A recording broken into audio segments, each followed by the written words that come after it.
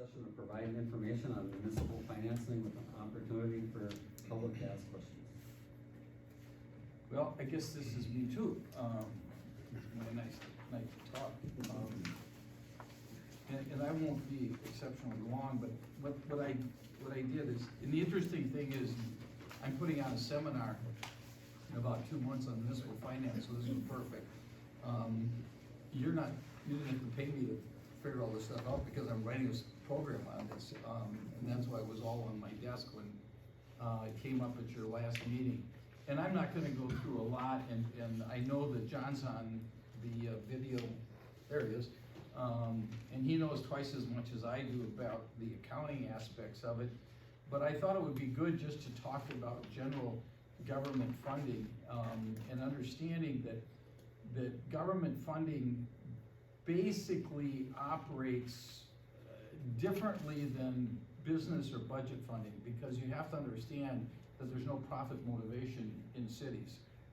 That's not what it's about. Plus, oftentimes, I mean, there were, I think I wrote down, let's see what I wrote down. I think it's like 13 points I wanted to make. That's a terrible number, so it's not 13. But the bottom line is some points you have to understand. The first one is that you budget annually, you approve your budget, but your budget is based upon your best estimates and your best guess. Because you very much are estimating what your incomes are going to be and what your expenses are going to be. Your expenses are generally easier to control than your income is. I mean, how many people would have known that we were going to have, funds flowing from the federal government the way they have over the last 2 years? You couldn't have predicted that.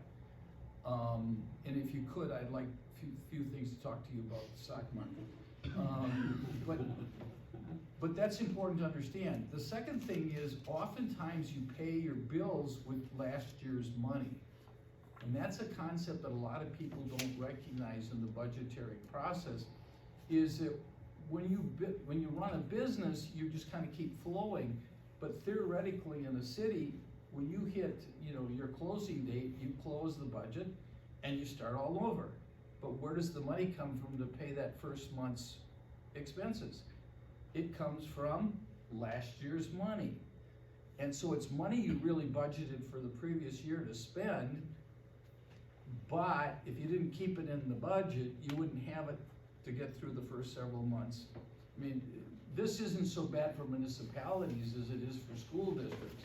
And school districts would go nuts if they had to have the actual cash available when the school year starts. Because that's just not the way that counties pay out the money from the taxes as they're paid over the year. So you often have to recognize that the budget and the revenues are often not the current cash. It's last year's cash, not this year's budgeted revenues, and not this year's budgeted expenses. It's really last year's cash based upon last year's revenues, and then the expenditures oftentimes are very close. Some of them drag a little bit, but mostly often they don't. So it's another one of those things you have to keep in mind. The other thing you need to keep in mind is you have multi-year projects, but you have a budget that's only a 1-year budget. You don't have 2 and 3 and 4 and 5-year budgets. I mean, if you were in a business, you would have a 3 or 4 or 5-year budget. You cannot bind the next council. In other words, you can only bind your council and your council year. You can't say that, okay, next council year they're going to do this. You don't have that authority. The new council will come in and they can change the rules. They can say, we're not going to get that new fire truck. I always pick up fire departments because that's one of the biggest budgetary items. You say, well, we voted for it last year. Well, we're voting not to get it now. And that's one of the things about government that can be very frustrating, because if you were in business, if you had to have a new end loader, you'd have to have a new end loader. And you would have budgeted for it, you would have been planning it out on a 5-year plan or a 4-year plan or whatever the case may be. And that's just not how city finances, or municipal finance, I should limit to cities. The other thing is, and I really want to emphasize this because this is probably one of the biggest points I can make, is you can't compare your community to another community. That's the one thing you cannot do. I mean, you cannot take a town that's, or a city that's your size and say, okay, well, this is just like this town. Because different communities operate differently. You have a water system, I think it's a water system, that's a public utility that's separate from your city budget. Where other cities have alliance, or they have, they have private systems, and so you can't compare those budgets, because if you look at how you do business and how some other city does business, it could be very, very different. Certain cities want their squad cars to be one way, other cities want their squad cars to be another way. And some cities turn over vehicles much quicker than other cities do. Some cities are very, very happy with furniture that's falling apart. Other cities transfer, all the time. So, in other words, you have to look at, plus different cities function differently. And interesting enough, there's nothing in Wisconsin statutes that says a city has to function in a certain way. There's certain things you have to do, but they don't tell you how to do it. And that's because our home rule. We have the ability in the state of Wisconsin to do things differently. It's like law enforcement. You can, probably picking up the wrong topic, maybe something else. It's like street cleaning. You could hire a private person to plow all your snow.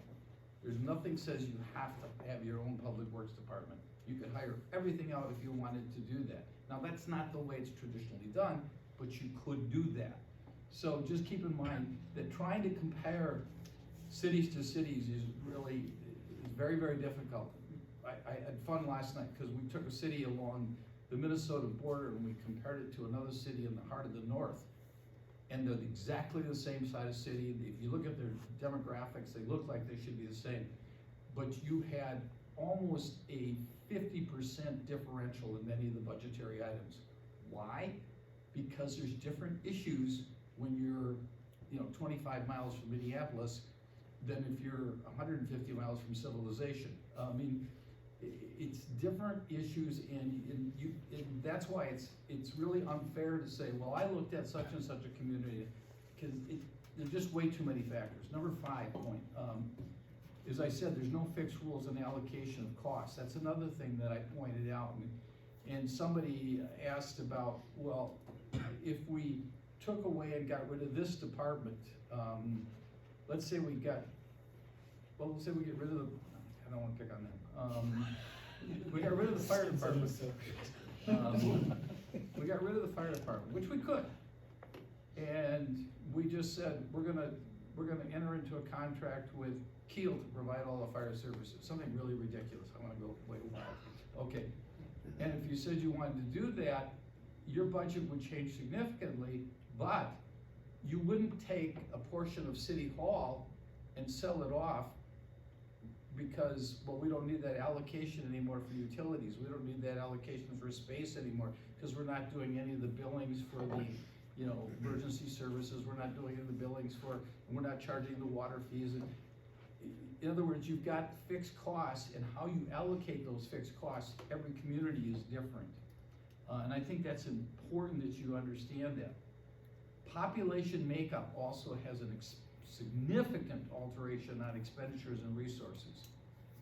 If you have a community which you would have experienced that lost a major industry and saw a large portion of their tax base just disappear overnight, the impact in your community is incredible. Likewise, if, like Mount Pleasant, Wisconsin, suddenly, Foxconn says, we're coming, and we're gonna build this big thing, and suddenly the prices went up all over, and people were building, and stuff, because Foxconn doesn't really come, but if the value in the amount of money that Pleasant is putting into their infrastructure is incredible. Well, now if I try to compare that city to a city of similar size, which would be like Ashwaubenon, that's a terrible one too, because they got the Packers. Neenah, Wisconsin, or Menasha, probably a better example. Even though they're the same size, you got a whole different community. Mount Pleasant didn't have anybody. Now they've got young people living in apartments looking for jobs at IKEA, looking for jobs, because all along that corridor now are all these new industries, the new Amazon distribution plant, lots of young new people that are living there, and that's a different type of population than if you get to a community that's been here forever. And I'll pick my hometown of Ripon, where they've lost most of their major industry except for Alliance Laundry, but all the senior executives of Laundry went down to Miami where the new headquarters is, and all we have is the blue collar workers, and so a lot of the tax base and housing and stuff had disappeared. Well, that doesn't mean we need less firemen. You know, there's still a lot of properties that can burn, you know, and it doesn't mean, it may mean you need more police because we're really becoming more and more of a blue collar town. So watch out for your aging and your nature, because that's gonna change how you compare. I wanted you to know that the average per capita, now this is somebody asked, well, how much does an individual taxpayer generally pay in the state of Wisconsin per capita? How much money does the city? And it's about $2,421 is the per capita. So if you took the average of what does a person pay, theoretically, the per capita expenditures by the city would be $2,421. So if you took your city, what's the population? 3,200. Yeah, if you took 3,200 and multiplied it by 2,421, that should be your budget. Now, that's a horrible way to budget, don't do that, you know. But theoretically, if you were the most average city in the state of Wisconsin, that would tell you exactly how much it would cost for you to run your city based upon what the rest of the state averages are. But I think that's important for you to keep in mind if you want to look at it. The next thing I think you have to look at is you can't operate any department without other departments. And I am going to talk about public safety, because public safety is the #1 expense for municipalities. If you look at the cities in the state of Wisconsin, public safety amounts to 23% on an average in the state of Wisconsin. Now, there's still got to get to 100, so there's all kinds of other categories, but the highest one is public safety. But that's without any allocation for general administration, that's without any allocation for utilities, you know, so you don't have any way of looking at, well, how much utilities do they use, how much laundry service do they use, those factors are generally in another part of the budget. And the only part of the budget is really the public safety budget, the fire and the police, and if you have emergency services.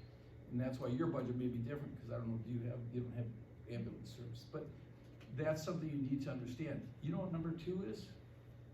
Debt retirement. Is the second largest area of expenditure in the state of Wisconsin. So if you're a city that doesn't have a lot of debt, you're gonna be in pretty good shape. And then the rest of the categories are all over the place. Streets would be, they call it transportation when you look at the scales, but it's really streets and maintaining your streets and plowing your streets, etc. Revenue is something different, and I think this is important. Taxes amount to about 30% of your revenue.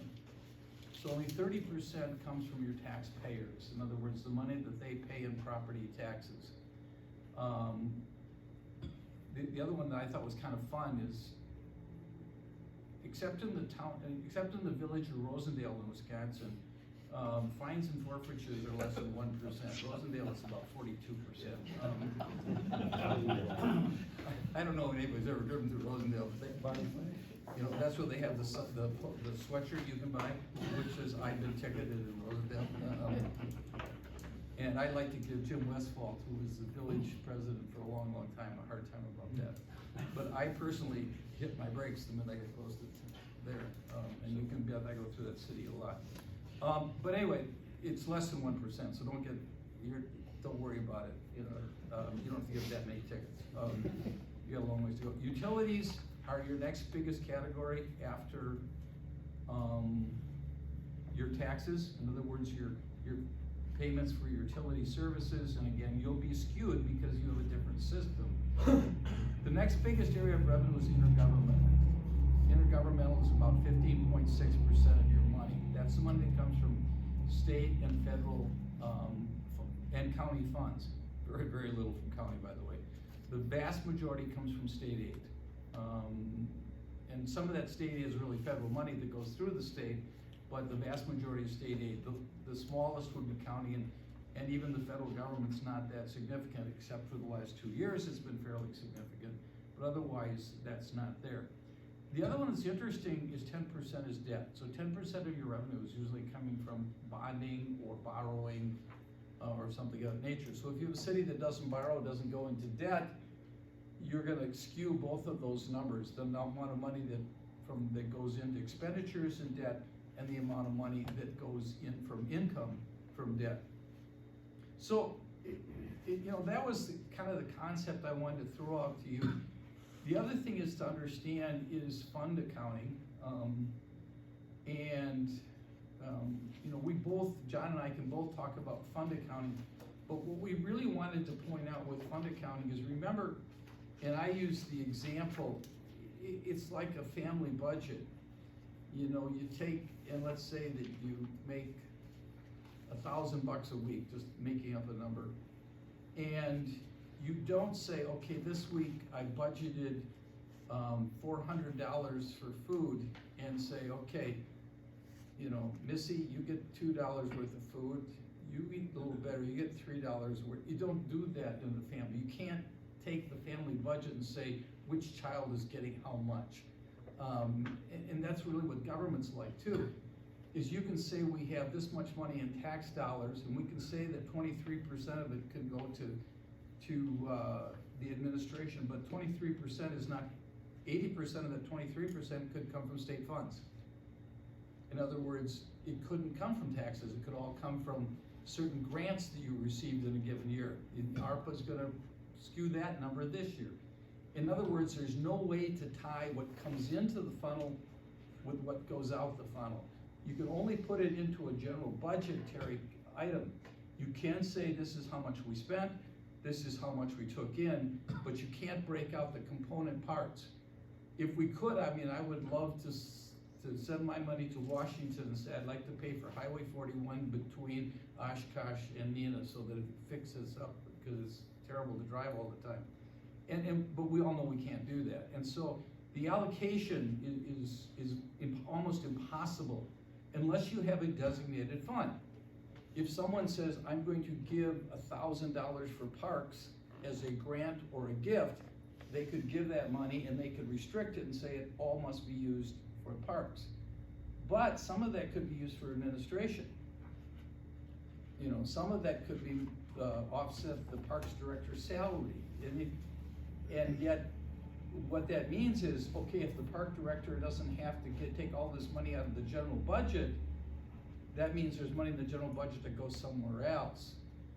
But really, when you budgeted, before you knew you were gonna get that $1,000 gift, you didn't say, well, we're gonna only let the parks director work 7/8 time unless we get a grant. You hired the person, but now you may offset part of his or her salary because you just got a grant, or you just use ARPA funds for that. So what I want you to know is there's just, and John and I both talked about that, we tried to figure out how could we say that if I pay $1, where does my dollar go? Well, I can say that your dollar goes for roads, and your dollar goes for fire department, and your dollar goes for police department, your dollar goes for Casey, I can tell. We could go around the room and say that. Your dollar goes to me, I want you to know that, that's right. I figured that. But there's just no way you can tie those numbers, so people wanna know that. And the other thing is, when people pay taxes, the other thing that people have to recognize is there's 5 components in that tax bill. There's the money that goes to the county, the money that goes to the city, the money that goes to schools, that goes to the vocational district, and goes back to the state. And then of course you got the lottery credit, so if you're a resident, part of your money is going to be offset by the lottery credit.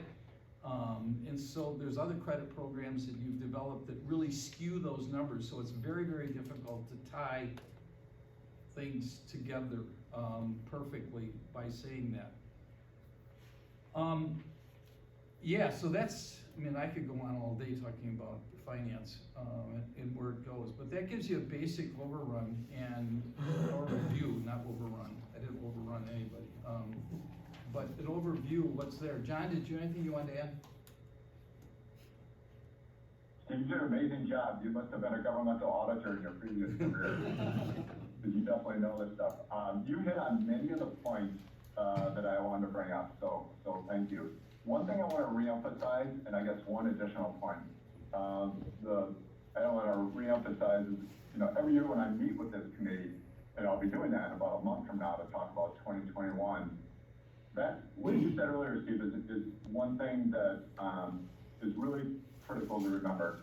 It's very hard to compare, impossible to compare community to community. You can do it, but does it really hold much weight? It really doesn't. And when I come in and talk about where the city is as far as fund balance levels, or how much debt you have, or how much debt you pay, and some other things, I usually bring in data from other cities in Wisconsin of comparable size, purely for your information, not so much to compare yourself towards to or try to strive to. What I always say to you and every place else I go is, what's way more important is how do you compare to yourself? How are you trending? Is your debt load going up? Is your fund balance declining? Where are you going? And that's what each municipality has to keep in mind. And the way you kind of get there is creating policies. You have a debt policy and a fund balance policy, and that's what you really need to measure it in. So that point was well taken. The other thing I want to bring up though is, and again, Steve, you kind of hit on this, but the way governments report is so different than in any other businesses that there's a whole different financial reporting model. You know, businesses go by, public companies, they go by the FASBs, right? The Financial Accounting Standard Board. It's a standard setting body, whole set of rules. But governments have their own set of rules, the GASB. And so they're kind of similar, but there's some definite differences in the way that they report in your financial statements looks entirely different. And, you know, the kids that we hire out of college, they're like starting over. This is not what they learned in college, it's so different. So I'm just gonna point out a couple things, just take a minute. Can you see my screen if I, see that, can't you? Yeah. Is that a financial statement? Mm-hmm. Okay, great. So this is 2020 income statement for your general fund. So just like Steve was saying, it's really a near-term focus where we're talking about where did you land for the year and what resources are available for the next year. So here's all your revenues of the general fund, right? The taxes, here's all those intergovernmentals that come in, the state aids and the shared revenue, permits, charges for services coming down. So in the end, you had about 2.6 million in revenues. And then a completely different way of looking at the expenditure side is not what did we spend on those specific revenue sources, but where did we spend it? Which departments? And here's all the different departments that we call general. Here's, for instance, the public safety, police, fire, libraries down below in their area, and then we get to the bottom line. And then to make things even more kind of different or convoluted, there's another set of statements, or schedules I should say, in your financials. They're in the very front. And GASB, again, the standard setting body, said about 20 years ago, they said, you know what, this isn't enough. We also want to present government kind of like a business, but not entirely. So what we're going to do is we're going to take this modified accrual, this kind of near or short-term focus, and we're going to try to convert it to long-term. The problem is nobody really uses it, but it's here. And so you can see, for instance, going back to public safety, this breaks it down by function. So again, within public safety, we've got fire and police and a couple other categories. These are the costs, those hard costs, salaries, supplies, things like that. But it also includes the long-term costs that we work with Katie and Lori on to determine, and that includes depreciation on those specific assets, some vested benefits, pension expense, those areas, to come up with the cost. And then how much can we specifically identify in revenues, fines, fees, specific grants that are attributable to those departments, and then we get to the cost. Here's the true cost of paying public safety for the city of New Holstein. And Steve, I heard you mention, I forget what you said exactly, but I refelt it when you said it, and yep, the cost of providing public safety is, I think it was 33 or 34% of imposing. The biggest number of all those, right? So, the way you pay for all these functions or costs for the city are through the general revenues. So again, property taxes, shared revenues, investment income, and things like that. They kind of take that 2.5 million funding gap, and they say, okay, well, we got about 2.7 here. We got some pilot coming in from our water utilities, and so that's where we ended the year.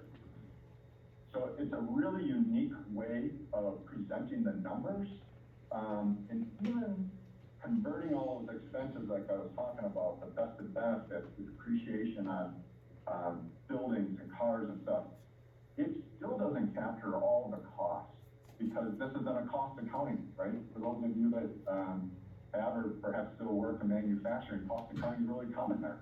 That's the way you figure out what it costs to make a widget. So that's not how government works.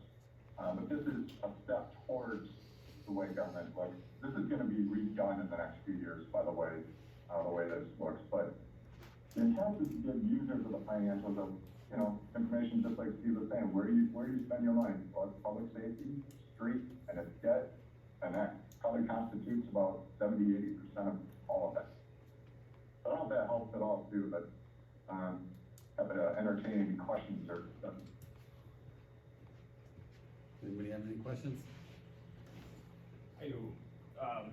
For the public safety, that's considered like your police, your fire department, stuff like that. So you said roughly, what our tax base from the city, we pay roughly 33 to 34%. And then to my understanding, for every hundred. No. You pay about 30% from all the funds that come into the city, not just your tax funds. So from your intergovernmental transfers, from your other revenue sources, of the total revenues, about 30% of it's spent on fire, or on emergency services or public services. Public service. Because to my understanding, it's roughly, because I know I had asked Casey, and she had come up with a number of it, like, for every $100,000 of tax base, it comes out to be about $944. So then if you're saying, if I'm understanding correctly, of that $944 of every $100,000 tax base, about 33 to 34% of that would be towards public safety stuff, correct? Which would bring you right around $320 for every $100,000. No? You can't do it that way, because your allocation of your tax dollar, that you want to talk about taxes, right? Right, when someone, because right now, is that correct, Casey, about $944 for every $100,000? So of your taxes, our tax rate is $23. So of that $23, $9.44 is for city expenses. So then you're taking that times your 100,000. 100,000. And that's, all city expenses. so, That's all city expenses. that's all city expenses. Then roughly of all city expenses, 33 to 34% of that would be towards. No, because there's a larger percentage of intergovernmental money that goes towards public service that would go for public service, that would go for libraries, for example, or go for, well, yeah, for libraries or some of the other expense categories. Recreation, you don't have a lot of intergovernmental money that would go for recreation, for example. I'm trying to look at or conservation and development. That wouldn't be intergovernmental. Now, that may be grant money. See, that's a problem. You can't just take one category of funds, because you have several categories of funds. So the other funds pay for some of this. So, Yes. so technically, so what we're saying is, if you were to make some major savings towards the police department, you'd be taking away some funds from other entities that would be paying towards it. Some other entities are paying towards some of these major things, correct? You wouldn't necessarily Depends on where translate, you're applying it. But, but it wouldn't we're necessarily talking, translate to taxes directly. It's not like, I think, is that what you're getting at? Like if we reduce the cost of this, people that live here will pay less taxes. It doesn't. that wouldn't change it, because you wouldn't be getting the funds from somewhere else, so it wouldn't change the taxes. Well, yeah, it would, for example, it would interfere with some of your matching funds. Correct. And So it we would wouldn't, also interfere with, what is the cost of providing the service? Because you may not get money from some of these other sources for providing the services unless it's your own law enforcement department, because the way those funding programs are set up, those intergovernmental funding programs are set up, they're to fund local departments, whereas if you don't have those local, that's what the state of Wisconsin done really quick when they went to privatizing prisons. They thought they're gonna save just tons and tons of money, and they did for 1 or 2 years, but then suddenly, and the other thing that, and John can talk about this, you know, he talks about depreciation, we don't pay taxes, so there's no real advantage other than projecting how long something's gonna last, you know, so the biggest problem, I think, that makes it hard is the consequences have to be broken down into every category. So yes, somebody could probably sit down for a given year, snapshot, and say in the year 2021, law enforcement or public safety cost this much money, and it brought in this much money, absent taxes now, I'm not going to Correct. taxes. And then how much tax And do then people pay for? after I allocated all that, now I've reduced my total cost of public safety down to this. And then I get down for the only thing I have left is tax dollars. Then I could probably say how much tax dollars really goes to pay for, public safety, presuming that I can allocate all those other funds first. Wouldn't you suggest, John? I was gonna say that there is a way, that some cities will try to capture costs for specific functions that is shared throughout, let's say IT or a carpool, a bunch of cars that other departments use. And that's called an internal service fund, and that gets back to what Steve said, the fund accounting concept. Well, an internal service fund is truly like it says, it's internal. But that's not done for, library or police or the clerk or, departments like that, because one, it would become unduly complex, to break all that out.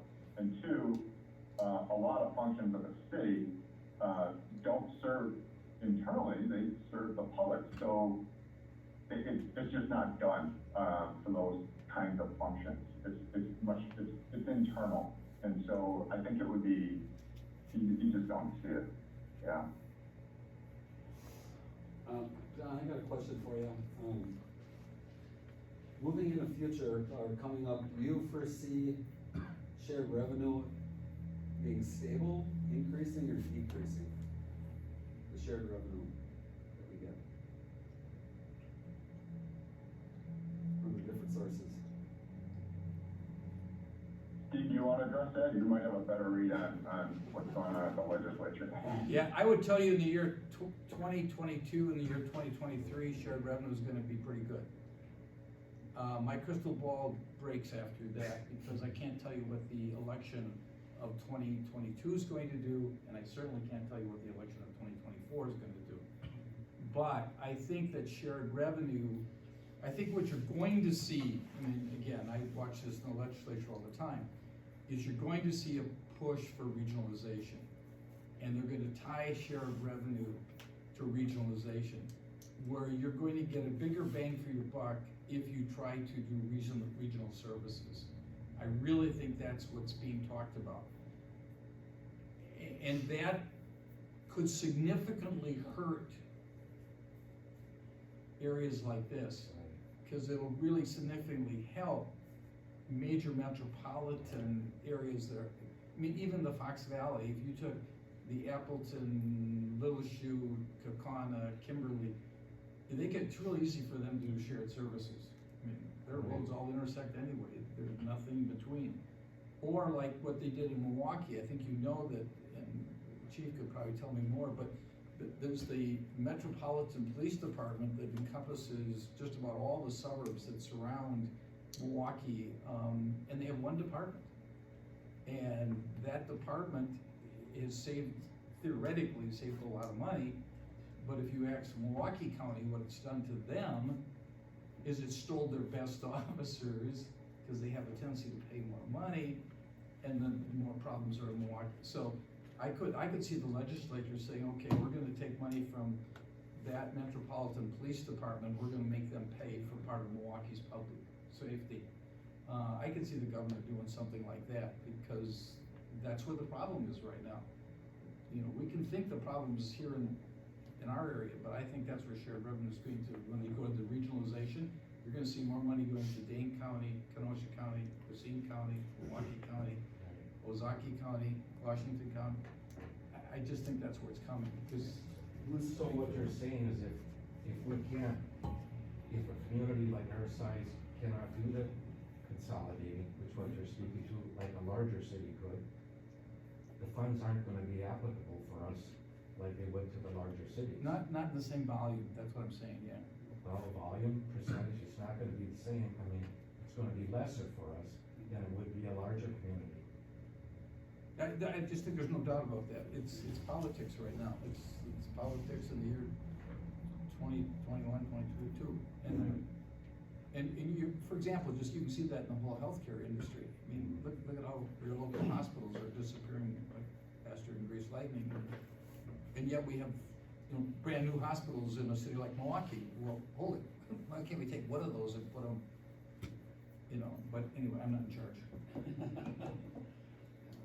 Some days I'd like, just for one day, I'd like to be the benevolent dictator. I'd straighten it all out. Keyword being benevolent. Any other questions? I'm sorry. I was gonna ask any other questions. Yeah, and I don't know about John, but I love answering these questions, because it makes me think, and I like to think, so. I do too, absolutely. That's why I've been doing this so long. I did read, in the League of Municipalities, I think about a year or two ago, in that magazine, that fight for municipalities, you know, on the shared revenue they're getting, as compared to the metropolitan area with Class L, it's not fair. It's not fair. And the league is fighting for us, but, they don't have the political clout that some need in the bigger cities. Yeah, I mean, we can talk about politics, but, there's a reality check there. And I forgot to mention, I promised I would, since you brought up the league is having a Government 101 workshop. The one that's closest to here, I think, is the one that's in Madison, right? There's a virtual one too. Yeah, then there's the virtual ones. And there's a handout that's here. And I also say that Von Breeze and Roper is going to have one too, and we'll make sure that you get notice on that one. We're doing one, and we'll probably do it in Neenah, which will be closer than any of these. But we're gonna have one probably at the end of April or early May, as soon as the people are elected. We've been doing that for years. And I promise I won't do the municipal budget portion, so I'll probably do the ethics portion. Scott, can I add to that? So you also have handouts too, and this is something that John provided, it's Municipal Budget 101, some documents for you to read through. And then also, I don't know if you guys are familiar with the Wisconsin Policy Forum. I put the website on there, it's free, you can log in, you don't need a password or anything. And I kind of just gave you some snapshots. You can play with the numbers all you want, you can find per capita, you can compare us to different municipalities. It's a great tool just to see how are we comparing to other communities next door to us in Calumet County. But it's just worth to just try it out and see, where we fall. And again, I'm gonna caveat, be careful when you compare though. Yeah. You know, it's just, you gotta compare the same, and there's no two cities that are the same that I found. Okay.